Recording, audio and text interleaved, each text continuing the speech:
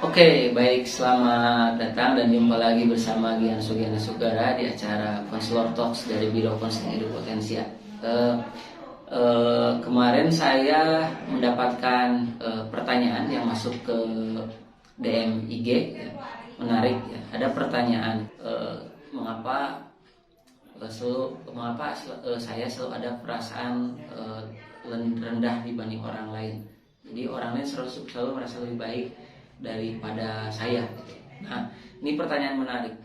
Ini namanya adalah low self esteem. Nah, jadi rendah, harga diri yang rendah, merasa harga dirinya rendah. Nah, mengapa ini bisa terjadi? Itu kan pertanyaannya. Ya, pertama yang kita ketahui adalah bahwa harga diri itu adalah bagaimana cara kita menilai diri kita, bagaimana cara kita menghargai diri kita secara penuh. Ini juga soal menilai seberapa kita suka terhadap diri kita dan seberapa senang kita dengan diri kita. Itu jadi bagian dari bagaimana kita menilai diri kita.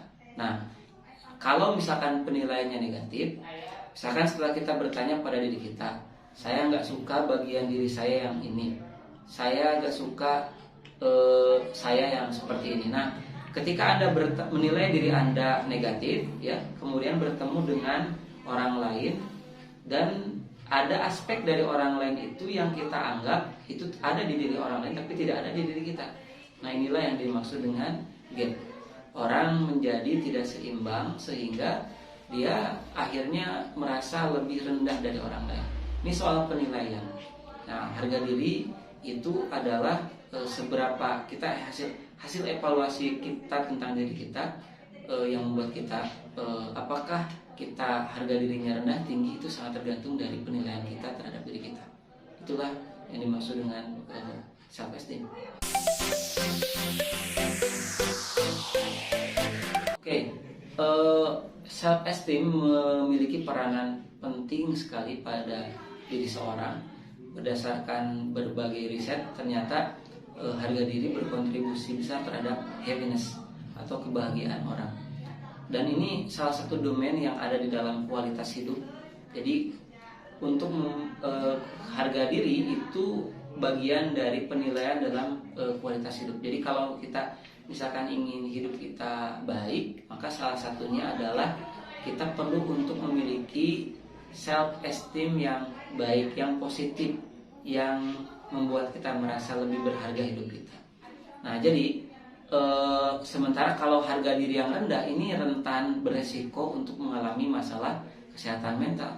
Contoh pada orang yang depresi, ya dia biasanya memiliki harga diri yang rendah. Gitu. Kenapa? Karena menilai dirinya negatif. Nah, jadi posisinya sangat penting dan yang perlu kita sikapi ketika kita mengetahui posisi ini adalah bagaimana membuat harga diri kita itu positif. Dengan cara apa? Menyukai diri kita tanpa syarat apapun, ya, dan menyenangi diri kita dengan sepenuh dan segala kekurangan itu.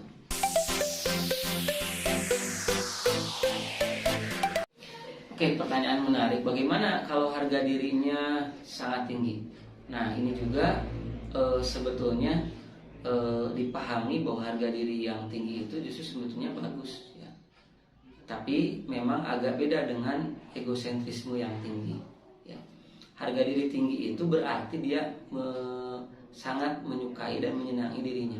Dia menilai secara positif bahwa sebagai individu banyak kelebihan, tapi ada juga kekurangan. Sebetulnya orang yang punya self esteem yang positif, ya, itu baik. Ya. Dalam arti itu bisa menunjang dia untuk menjadi lebih bahagia.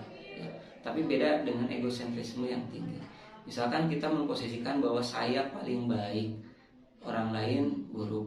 Nah, ini sudah masuk ke distorsi kognitif. Nah, saya kemarin jelaskan bahwa salah satu kategori distorsi kognitif adalah soal memposisikan hitam putih, ya. Jadi orang lain buruk, saya baik. Itu juga tidak tepat. Nah, sehingga posisi self esteem positif adalah lebih kepada dia melihat bahwa dirinya itu positif, punya sesuatu dan yang positif, berharga dan menyenangi diri sendiri.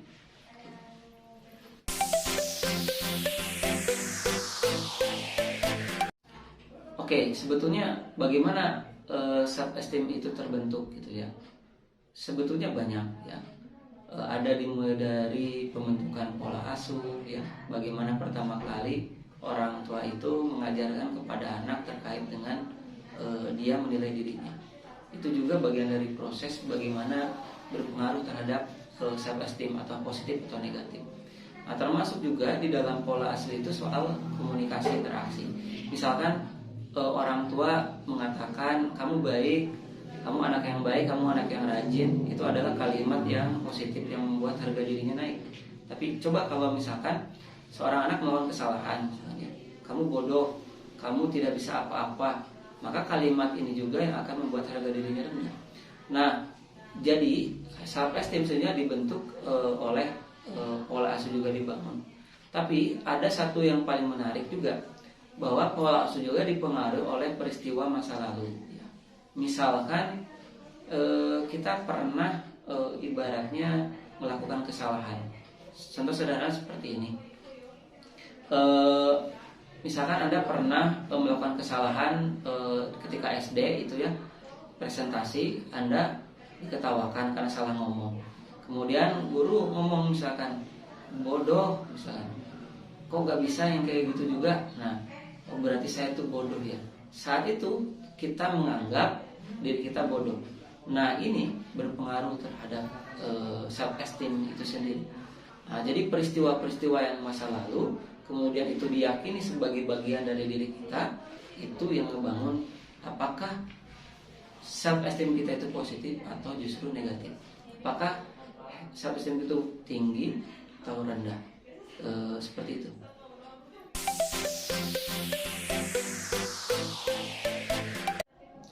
Oke, bagaimana cara meningkatkan self esteem? Sebetulnya pertanyaannya adalah itu pada diri kita sendiri. Sederhananya gini, seberapa suka kita terhadap diri kita. Nah, kalau seandainya ada pertanyaan seberapa suka kita terhadap diri kita, kalau skala 0 sampai 10, di mana 0 misalkan tidak suka sama sekali, 10 sangat suka. Nah, ada di posisi berapa nih? Kalau misalkan posisinya di mana saya 3, berarti Anda merasa tidak menyukai, atau ada bagian-bagian diri dalam diri Anda yang merasa tidak disukai. Harus di up nih ya. Caranya bagaimana? Pertanyaannya gitu kan. Nah, sebetulnya kita awali dari bagaimana cara kita mengubah penilaian kita terhadap diri kita. Contoh, kalau kita pernah berbuat kesalahan, misalkan ya di masa lalu, kita harus menyadari bahwa tidak ada yang sempurna. Jadi kesalahan itu biarlah jadi pelajaran, gitu ya.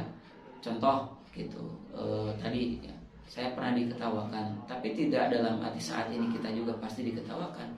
Biarlah kejadian itu menjadi sebagai bagian part of life, ya, bagian dari hidup yang kita pahami sebagai bagian dari kehidupan kita, gitu. Nah, jadi tipsnya sebetulnya adalah bagaimana cara kita mengubah penilaian kita itu menjadi lebih positif terhadap seluruh peristiwa yang kita anggap itu buruk sebelumnya. Karena tidak ada yang ibaratnya peristiwa itu mengandung kadar apakah positif negatif ya. Situasi atau peristiwa hidup itu selalu netral. Nah, penilaian kita yang membubuhi apakah peristiwa itu punya makna negatif atau punya makna positif. Nah, sekarang kalau ada peristiwa-peristiwa hidup yang kita alami dan tidak membuat nyaman, maka kita perlu untuk mengubah nilai itu menjadi lebih plus ya, mengubahnya, dan itu akan berefek pada peningkatan harga diri kita. Singkat sederhananya sebetulnya kita perlu belajar untuk mencari dan menilai diri kita secara positif ya. Kalaupun situasinya tidak sesuai dengan apa yang kita pikirkan, yang inginkan maksudnya, kita perlu melihat hal positif apa yang terjadi pada peristiwa itu. Itu saya kira hal yang membuat orang lebih meningkat harga dirinya. Nah, kemudian yang kedua, sering sekali melakukan self talk positif. Apa itu self talk positif? Self talk positif adalah soal pernyataan diri kita kepada diri kita secara positif. Kayak tadi yang saya bilang bahwa dalam situasi tertentu misalnya Anda harus mempresentasikan sesuatu, tapi Anda pernah punya pengalaman buruk. Dan lebih baik daripada Anda memikirkan bahwa saya nanti diketawakan, saya nanti pasti akan tidak disukai oleh orang lain. Lebih baik katakan saya mampu dan saya bisa, karena saya menghargai dan mencintai diri saya padanya.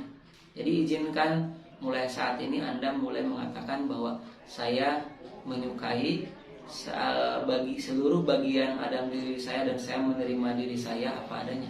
Saya kira itu kalimat yang menggambarkan bagaimana cara kita untuk meningkatkan harga diri kita. Baik, seperti itu untuk episode kali ini dan saya menunggu. Silahkan bagi Anda yang ingin bertanya bisa men-DM lewat IG Edu Potensia, dan jika Anda yang membutuhkan bantuan untuk melakukan sesi counseling, bagaimana Anda supaya tumbuh berkembang melewati masalah Anda dan Anda bisa lebih baik melalui counseling, silahkan bisa menghubungi nomor yang tertera di akun IG Edu Potensia. Terima kasih atas kesempatannya dan konsentrasi dari teman-teman atas menonton video ini. Saya Gian Sugiana Sugara dari Biro Konseling Edu Potensia. Assalamualaikum warahmatullahi wabarakatuh.